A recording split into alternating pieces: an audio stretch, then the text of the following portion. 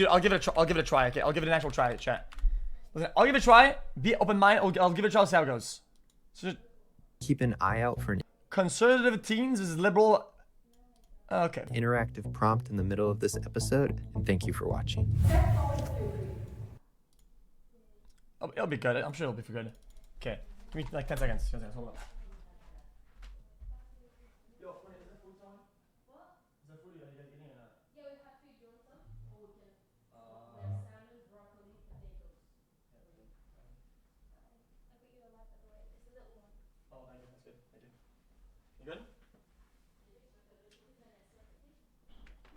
What am I missing? Oh boy, Jubilee time. Oh boy, that's crazy. Okay, here it comes. Step forward if you agree. Our generation is misinformed. Yeah, I mean, definitely agree 100%. Are you kidding me? That's a massive ultra agree. I do feel our generation is heavily misinformed sometimes because of social media. A lot of the times they just see movements as sort of a trend without looking into them, and I feel that happened so much. They'll just go with it, and I feel like a lot of the times it makes it very easy for us to kind of just be tailed by the government, and I feel that we need to do Hey guys, these are teens, by the way. Just letting you know. a lot better job at looking into things and really reading into things and starting to take facts over feelings. Yeah, because it's 10 times easier to just look at something and accept it as truth than to go and do your research and find counterclaims or something that aligns with that. Because if you're just sitting there like scrolling through TikTok and somebody says that this is happening, I mean, like, who's gonna? It's not really. Educate yourself. Yeah. I strongly agree with both of you guys. You know, I think the reason why I was hesitant about walking over is even though I agree that our generation is misinformed, that doesn't mean that older generations aren't also misinformed, especially, you know, in the form of, for like Gen X and the baby boomers. That makes whatever. sense. Cable news in particular. Not a you bad have answer, to be millions honest. of Americans now who are tuning in every night to see Tucker Carlson spread misinformation. I don't want to pick on him in particular, but he's an example. Social media is just another example of what's been going on for generations and generations of people, just with all due respect, being too lazy to do their own research Tucker and just Carlson. believing what other people tell them. Jesus, that Yeah, guy, so man. I completely agree with you guys. But That I guy's also wanted absolutely to add unhinged. that as a generation, we don't have good examples of politicians and how they disagree and agree anymore. When my parents were younger, they used to watch the politicians in the Senate and the House have like great lively Okay, but this- debates and honestly, what come did to you a guys say? conclusion in the researched because of points that he made to me. I would find myself transition. I don't care. Next.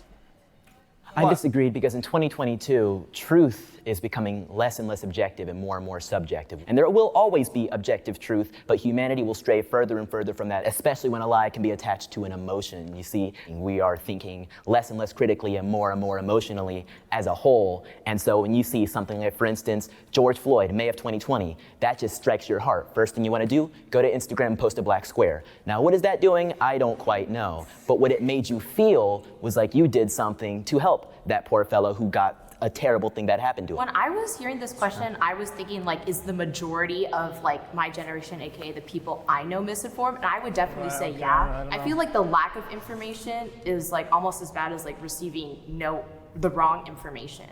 I want to touch up on something you said. I think it is true that social media did change the way we receive Chat, information. you can get mad for this all you want, okay? Most of the time, I don't partake in like social movements like at all, ever, like any of them, okay? Jeez, I don't pick and choose. I'm ignorant. I don't watch the news. I don't know what's happening. So I partake in nothing, which I don't think I'm bad for it. I mean, yeah, I get it. I have a voice. I have a platform, but I just don't partake in anything. I just don't do it. Whether that is misinformation or the truth, but people have gotten mad for that. I don't give a shit. I don't fuck them. That doesn't make us Morons. misinformed because of that. Obviously, like, yes, you have social media, it's so much easier to get information, but I don't think because we have social media that automatically makes you misinformed. I'm sorry, I was trying not to Thank you. scare you. Did Thank you want you. a drink? Yeah, please. Pepsi, no, Coke or like Sprite? Coke or Sprite. I'll get a Sprite if you can. If there's Sprite? one. Okay. Thank you. Oh man.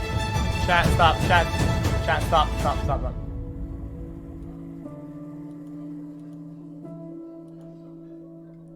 Stop hitting the mic. I'm not hitting the mic, am I? My parents influenced my political beliefs. Oh, I mean, that's pretty much, yeah, that's... My parents influenced my political beliefs. Thank you. Grew up in a conservative Christian household in Iowa, so I'm very, very well. Hold up, chat. Chat, look at what mom cooked. I got salmon, a bread, potato, and some broccoli, man. Is that looking, I think? Around like conservative politics all the time, and my parents have absolutely influenced like not only my morals but my political beliefs through that manner. And I think a lot of those teachings actually led me to being more progressive and more liberal over time rather than actually being conservative. Yeah, for me it's kind of similar. My dad is Christian, but in Vietnam they have this thing where actually like they practice both Buddhism and Christianity. From both religions, both Buddhism and Christianity, it's always taught about like we as a community need to take care of each other, we need to respect each Wait, she's talking about religion. other, and we need to create like the best society we can. My parents not like directly telling me like, oh, you should believe this or you should believe that, but just the way that they have taught morals to me and also their own personal experiences have influenced my own beliefs. In Buddhism, it's basically one of the most interesting childhoods out there. I was observant, so I watched my community, and when I saw how Chat, these religions are kind of lame, I'm being honest with you. Like, chat, what is a moderates? Chat, what is that? Chat, what is this? Moderates are the solution. Yes, what is that? Pretty straightforward. Middle. In the middle. You say you. Guys, I think it's a meme. I'm a centrist overall. It's that I just don't partake. Okay? I just don't partake. You tell me I'm a bad person for that? I don't give a shit. Okay? Yeah. I think politics are trash. Okay? And I don't have enough time to spend learning and caring about this shit. So I do nothing. Okay? I do nothing. And you want me? You can get mad at me for that? I don't give a fuck, dude. I don't care. This country functions best when people from all different walks of life, all different political ideologies are able to come together for a greater cause. I believe that the two-party system is a trap. I believe that political parties as a concept are antithetical to democracy. Yeah, I completely agree with you. And I also just want to add that I think both parties are a lot more radical than they used to be. And I think moderates are helping bridge that gap in between and kind of showing that, you know, you can agree with both parties, which can help, especially in Senate and House of Representatives, to come up with better policies and to come up with better laws that help our people instead of, the bickering that we see among our politicians right now. I just think the problem in America is that we don't have enough political parties. We only have two. That's the problem. It makes us so divided that we have to pick between the left or the right. Yeah, also I hate this notion that it's always like what's in the middle that's right. I think really we should be looking at what else is there? Whether it's right or not necessarily based upon the fact whether it's right or whether it's left. What is there? Isn't it just liberal or like conservative? That's it? Whether it's in the middle, it should be based upon the arguments. It should be based upon the rationalization. I love your take on that, but nothing can really ever be right because what's right to one person is not going to be right. Conservatives and liberals or whatever. To the next. I mean, you can look ideologically at both, and I can say, well, this is this, and this is this, but who's to say which is correct? Which is why the problem of parties, I think, can't really be solved by breaking the binary. It's something that is ingrained into us as humans to be team members, to be competitive. Competition is what we are, even when it comes to representing ourselves, leading ourselves, and attempting to better ourselves. So having more teams isn't going to fix that. Well, why not just... In Canada, I think we have NDP, which isn't bad. Is it NDP bad? I feel like it's not... Eliminate the political party just to achieve, the ability of people to cooperate with each other, because George Washington warned of Don't care about this, political partisanship. Neither Trump or Biden are good presidents. Wow. We're not going to have any progress. All right, I just want to say this one. Neither Trump nor Biden were good presidents.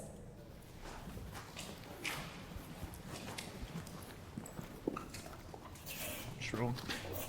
My family benefited from a lot of President Trump's policies, but basically what I felt was that A president needs to be presidential, and for President Biden, I just think that personally he's too old to be president. I do think there needs to be a cutoff limit when someone can be president. Yeah, young people are heavily unrepresented within our country. The average age of an American That should be one of the most dumbest things I have ever seen. is around 37 years old, whereas people in Congress are generally above the age of 50 on average. So when people kind of point at Biden to be very... There are no things that you do as a president that have some sort of age prerequisite or age of a problem into doing. Isn't it just mostly thinking, talking, writing, and showing up? Who cares if they're old? Like, what the fuck? What are you talking about? Like, what? Very old. Trump's also extremely old too, so if we want to put some type of age limit on that side, I think that they're both way too old to be president, and obviously we need a lot more representation for younger people. Neither of them seem to have been particularly popular. You can say you're dumb, but you have no counter arguments. You have no counter arguments. What's the counter argument? If you don't have a problem like medically or whatever the fuck, or you don't have things that affect your thoughts that are like problems or mental illnesses or whatever that would make it bad, you're chilling. Well, if you were, see, I was people say it's a bad thing, but old people are smarter. The ignorance. I mean, chat is just not. Chat doesn't get what. Fuck. Things have been bad. I'm gonna give you a fucking 20 minutes. You're a dumbass. Shut up, bitch. I mean, you guys are not even giving arguments. Zero cutting a response and Biden can't think or talk. You lose touch with the current generation.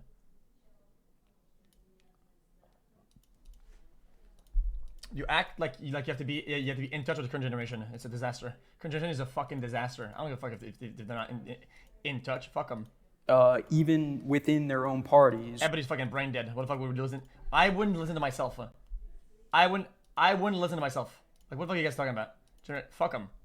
Trump to a lesser extent. Well, Trump was extremely popular amongst his party, whereas Biden has actually lost a lot of that popularity throughout time as people have seen him throughout his presidency. I think there were a lot of things on both the Republican and Democratic side in which these particular figures led to like a larger amount of polarization amongst the public. Huh? I don't like Trump because of a lot of the racist things that he has said. And if you're out making jokes about, oh, I'm going to build a wall, and even if it was serious, that's not something to joke about, and it seems like it's very targeted towards one specific group. Joe Biden has a much stricter racist history than Donald Trump ever has, and in my opinion, ever will have. During the 2019 presidential cycle, Joe Biden said, if you even think about voting for anybody other than me, you ain't black. And when I learned about the atrocities that the Democrat Party had done, not just to the world and to America, but to my race specifically, it told me something that I could never, in my opinion, be a Democrat, and it would take a lot to even vote for one. And on top of that, back in the 80s, he was responsible for, as he said, wrote the dang bill, the Clinton crime bill, which was responsible for throwing a lot of people that look like us in prison. This guy is weird. I mean, within your statement, you didn't necessarily acknowledge any of the racist history in relation to Trump as well. So if we're only going to put eyes on like either Trump or Biden, I see that not necessarily to be like the most consistent framework for looking at this. Of course, and I understand why you say that, but she didn't actually provide any examples of a history. She provided a media mismanagement of what he said in 2015/16, talking about immigration. But every time Trump tries to talk about this, they call him a racist and a xenophobe. I come from a family that is of immigrants. My grandparents don't speak English, and they are from Mexico. And a lot of the time people were bashing Trump for that being a racist thing. He's trying to keep them out, but he's only trying to keep the criminal individuals such as, drug lords or people sending drugs to our country. At the same time, though, it's sort of like disingenuous to say that, How can you have a good, okay. This is my take, it may be bad. How can you have a good president? How can you have the best possible president, right, in the current system and how it works to get there? How is it even possible? Literally, how is it possible to get an actual very good, to get the most qualified with how pay to win and stupid it is? You can't. The immigration policies are just keeping the bad people out, because at the same time, it's almost impossible for most people to emigrate to the United States legally. Let that sink in. Let that sink in, okay? Again, this is nothing against Trump or any party. Politics, I don't give a fuck about them. Okay? Hold on, this is a question. Let that sink in. Out of probably crazy amount of people, candidates, people that went to school, people that had degrees, people that know shit, people that are qualified or could be qualified. Out of all people, okay, America had Trump as president. I think it doesn't mean against them. I'm just saying it. I think it's great. I think it's crazy.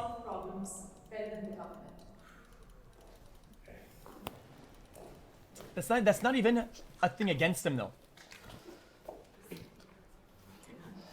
Capitalism. It's some business rich guy who had not much to do with politics at all, and who I don't think has a massive ultra background in politics. Maybe a little bit here and there, but compared to other people, fuck no. And he got president. Will always be more superior than the public sector in almost like 90% of things in this country. Billionaires obviously they have a lot of money, but what I see is that billionaires are using their money for philanthropy. They don't want to pay taxes, I see that, because they just feel like if the government takes their money, they're not going to do good with the money. A great example would be Amazon. I mean, it has revolutionized the way we shop. I think the key word in the prompt is billionaires can, affect positive change better than the government. I don't think it's a guarantee that they will, because I think there are certain instances of billionaires doing good with their money. But then there are also, I know you mentioned Jeff Bezos, but so naive, dude. How do you think they became billionaires, dude? How do you think they became there, dude? They're probably just ultra millionaires, dude, who did everything that they could to change things, right, in a way to make more money. You think that on the way up to get a billionaire, they try to change the laws or fucking lobby shit in order to make less money on the way up? So delusional. So delusional. He also often doesn't use his money for good, because there are many reports of Amazon employees being mistreated.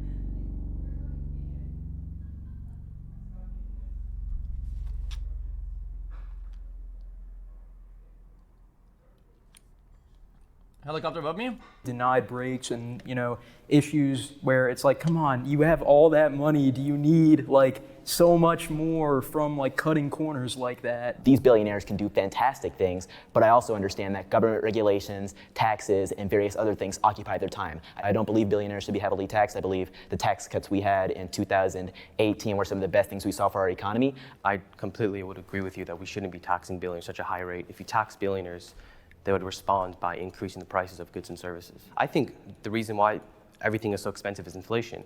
But in the past, when inflation was low, there were times where things were very expensive. And that is because of the fact that we have high corporate tax rates in some states. Well, so I respectfully disagree. Who do these guys think make the laws and change things? You think did you guys think that the politicians just wake up one day, right, and say, I'm gonna change the world and make this law? Fuck no. Everything's lobbied out the wazoo. Companies pay for this shit. Who do you think funds the campaigns of the people that get in these positions? The motherfucking companies that these benefits.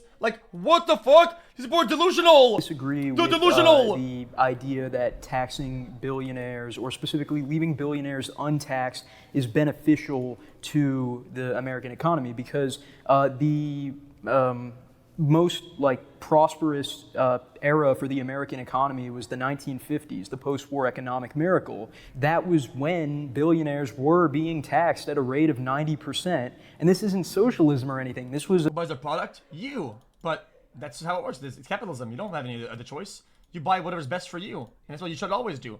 You buy the best product you can afford at the best price, and you're probably fueling some corporate fucking dogshit greed that also pays for fucking laws to be changed that are probably bad for you. Okay, that's just how the system is. What are you gonna do about it? You gonna cry? Under American capitalism, under a Republican president, Dwight Eisenhower. And this was right after a fantastic, I hate to say fantastic war, but it was a fantastic war for us in which we got so much American pride, and that Republican president, Dwight D. Eisenhower, then utilized that money that he taxed from those billionaires to create a great system, which is the interstate system, which is a fantastic thing that connects our country. But unfortunately, the government isn't really investing money. The guy said, what? After a fantastic, I hate to say fantastic war, but it was a fantastic war for us in which after American capitalism under a Republican president, Dwight Eisenhower. And this was right after a fantastic, I hate to say fantastic war, but it was a fantastic war for us in which we got so much American pride, and that Republican president, Dwight D. Eisenhower, then utilized that money that he taxed from those billionaires to create a great system, which is the interstate system, which is a fantastic thing that connects our country. But unfortunately, the government isn't really investing money in things like that anymore. It's investing money in weird programs and things that the average American isn't going to benefit from. So billionaires do have a lot of money and a lot of influence in order to do good with America. Here's the correct answer. Billionaires can solve the problems. Billionaires can solve the problems better than the government. The answer is no. Billionaires are the. I think a lot of them, okay, are causing the problems. Economy, but nowhere near the ability of the government. We're talking about billions of dollars. The government has access to trillions of dollars on a federal scale, like yearly speaking. Yeah, in some circumstances, like Mark Cuban, they absolutely can do those things. It doesn't anywhere near compare to the level of access of healthcare that they do have in these other countries. And it doesn't compare to the damage that will happen to the average American when the government decides to pull trillions of dollars out of nowhere. Don't say it like me. Guys, I mean, as a billionaire, people that have companies and shit. Billionaires that are from a company, a business, a corporate, because they do things that benefit their company, that fucks the system. As an individual, I have no power in any of this shit. You think I write checks to fucking dumbass people in suits? Fuck no, I don't give a shit. Dude. Because we have to remind ourselves the government makes nothing. The government takes from every single citizen standing in this room that pays taxes each and every day, including state governments and federal governments. They start throwing trillions at random things like, I don't know, healthcare for everybody, which can work for a country that's the size of maybe South Carolina, but will not work for the size of our country. Yeah, I would say that's because our government actually mismanages the money comparative to other nations. We spend a lot in terms of our per capita on healthcare, like more than other countries, yet they actually have better. Hold up. Here's a good take. Let's say you have an oil company, okay? And you do things to make money, like you dig up oil or something like that, right? And you're destroying, right? Like dozens of billions of dollars of things around it, right? When you made like $1 trillion off of oil, and you go like, guys, I'm gonna be part of the solution. I'm putting $20 billion in helping the environment, my brother. You're solving an infinitely small part of the problem you're actively causing. Not in the past, that you are still causing. You're not helping shit. You're not doing anything. Our health outcomes, and they cover like people. what the fuck? So I do think there are lots of things that the United States could do better comparative to other countries. And we can learn a lot more from those other countries. And yet we don't do that because of this idea of American exceptionalism. When you were talking about like how it's much easier to like manage like a country that's smaller, that's completely true. Like whatever the national government does doesn't really affect me. And that's why like for me, I'm a very strong participant. I don't care. What did I say? Supreme Court's out of touch. Well, no shit. Out of touch. Useless. They're all old and shit. Of course, out of touch. What? The Supreme Court is full of older people. Yeah, that's it. That's just yes. I'm hopeful about the future of this country. Oh, hell nah. My future in this country. Fuck no.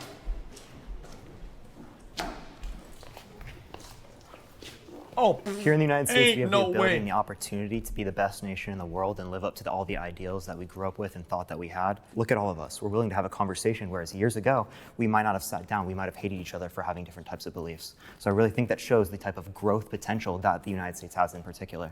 I personally think I have a great future in this country, especially being a woman, because I can sit here and wear what I want, say what I want, and have just as many rights and equal facilities as you do, as in other countries. That's not awarded to all women or even all people, and I feel that. Delusional, idealist, fucking Utopia Andes up in this bitch. Our country gives us some of the most privilege in the world. So for me right now, I live a great life. I have a house, I have a cat, I have 2 dogs, and it's great. But I feel like things could always be better, you know? And I think that's what I like about this country. Not about what you said about everything. Is that we have a government where we can actively participate in, and we can make the changes that we want to see. I think that unless you have money and you're loaded and you're going hard, that's just kind of irrelevant. I am very scared for my future. I grew up Money is the only thing that matters. It's a capitalistic system. Money is the only thing that matters. It's the most pay-to-win thing. Dude, okay, let me put this in a way you can understand this, okay? If the politics in real life, this is something that Rifle taught me, okay? If politics or real life was a video game, with how pay-to-win these things are, not a singular person would play the game. Nobody would ever log in. It'd be the most boring ass trash game out there. It'd be dog shit. That's how bad it would be. That's just how it is. 2 hours away from a Ku Klux Klan headquarters, if that tells you anything about where I grew up. There's probably less than the amount of fingers I have on my hands of people of color in my school. There was a lot of racial heat that I got growing up, and it forced me to grow up a lot faster than I thought that I'd have to. If you look up Harrison, Arkansas, it's known as one of the most racist cities in America, and you can see, if you're on TikTok and you see, we visited the most racist city in America, that's gonna be Harrison, Arkansas. My mother is white, but whenever my mom would drive through Harrison when we were going somewhere, she would put a blanket over my crib while we were in that city just because she felt unsafe for me. And whenever I hosted the Black Lives Matter protest, a lot of members from that Ku Klux Klan organization in Harrison were making groups saying that they were gonna come up and harass us and harm us. And it's a very scary thing because you read about the Ku Klux Klan in history books. It's a very different thing to hear them personally tweeting out to you that they are going to come and that they're going to harm you.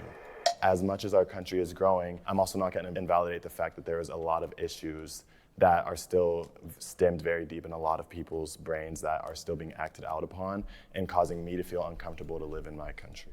As a black woman, I just feel like being anywhere in the world, it's not just America. There will always be somebody who does not like a person of color, and there will always. I'm best with you. I think we're straying away from the question. I'm gonna go next.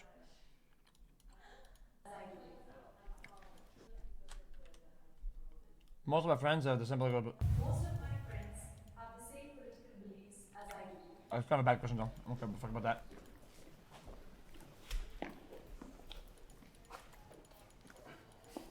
I came from a very conservative and Republican. My answer is no, and I don't care about it. It's not a conversation. It's never a problem. Whether they think about these political things doesn't affect anybody. If you care about this shit, you're a fucking moron. City and state in Arkansas, and I grew up around a lot of people who did not have the same beliefs as me at all. And a lot of the people that I would try to keep in my circle who did have different beliefs were blasting me on private stories and stuff like that and making me feel like I was dumb.